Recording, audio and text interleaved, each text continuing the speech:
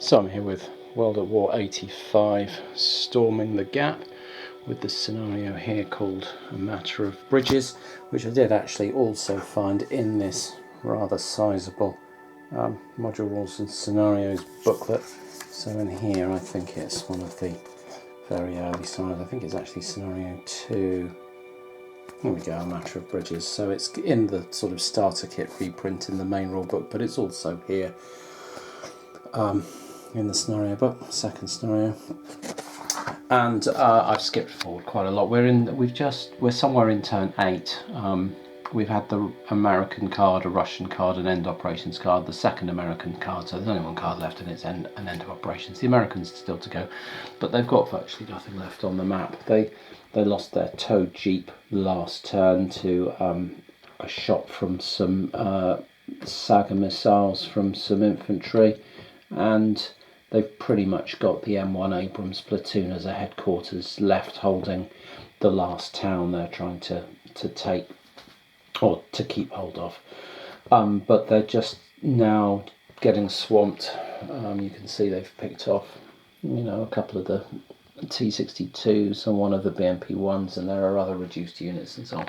But, there are infantry with Sagas in here, then there's a T-62 there, then there's some some reduced infantry in here, more infantry with Sagas in here, a BMP-1 right up next to them, there's stuff with lines of sight, BMP-1s with lines of sight over here. They just can't get enough shots to clear all this stuff before more Saga missiles come in, so they're probably going to get overrun. And they're disrupted as well from a shot that came in. So let's roll to see if they can undisrupt themselves. And they cannot. Oh, actually, I lied. They've got an HQ with them, which I think means they get a -2, and they can. So they're going to become undisrupted because the HQ is attached to them. So they're going to get a shot off at something. But it's pretty much got to be a vehicular target, because their chances against soft targets isn't quite so good, and that is where a lot of the problems lie. So they can blow this BMP-1 up.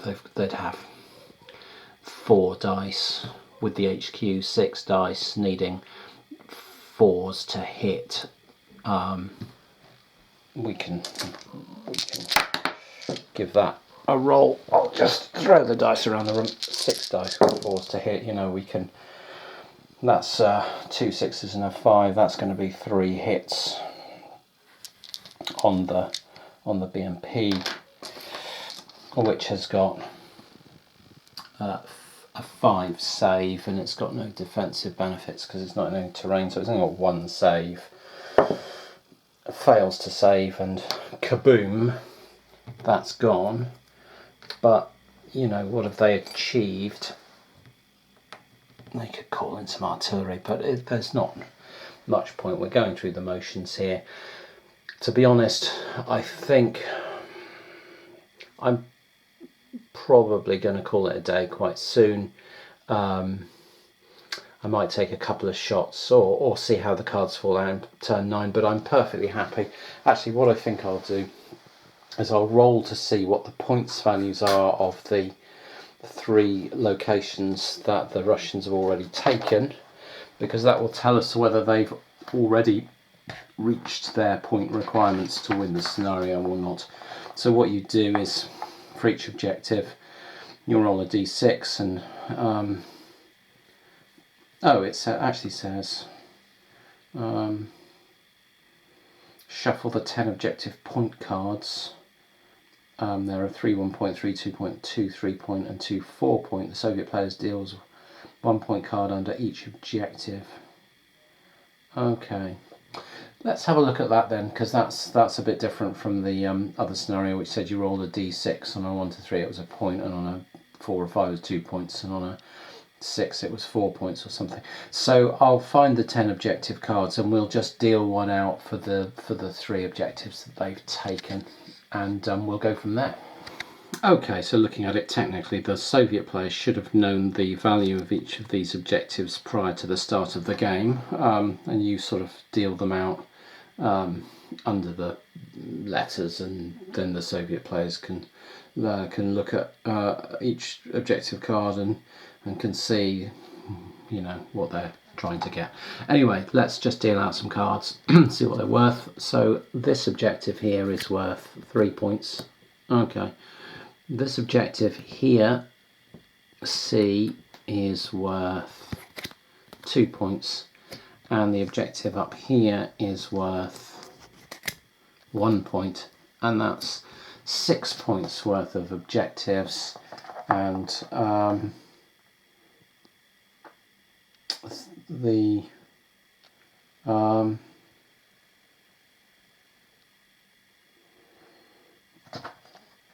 the Soviets need 6 points of objectives at the end of turn 11. Okay, well, it's the end of turn 8, and they've got 6 points worth of objectives, and I think it's fair to say that the chances of the Americans managing to recapture any of those objectives without losing the objective that they're holding is pretty much zero. So I think we can probably comfortably call this a day now. It's been an excellent game. I've played it twice now, really enjoyed it both times. The Americans have probably not had the better of it dice wise, maybe. Actually, no, there are that many dice rolls in this game that you feel it probably evens out.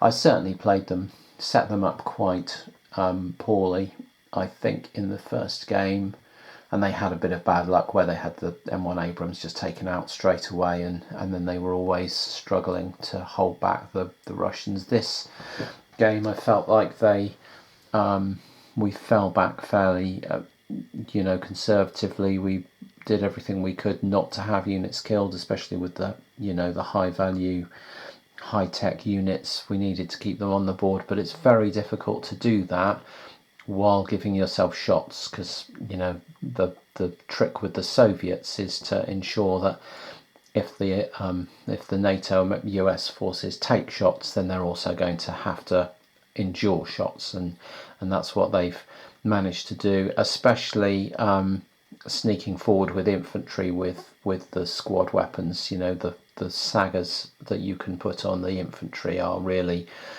vital, I think, because that infantry is extremely hard to hit with the weapons you've got on the board. The M1 Abrams can blow vehicles away with alarming ease, but far less effective against infantry. So if you can sneak infantry into firing positions and then just drop sagas onto them, the threat of that can keep forcing them back.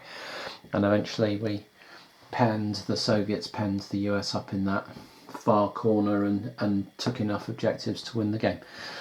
So great. I'm going to move forward on to scenario 3, I think, which is called Iron Horse, Iron Spear. And there are quite a lot of forces here. There's 2 Soviet cards with, what have we got? Got an HQ, got some infantry, got some BMP-1s, got a couple of T-62s and a Saga. And then another group here. These look like motorised regiments or parts of motorised regiments. HQ, infantry, BTR 60s, Saga, T-55s, and then some reinforcements of some T-80s by the looks of things. And that lot is going to be facing off against quite a lot of US stuff as well. Oh, cool. Look at all this.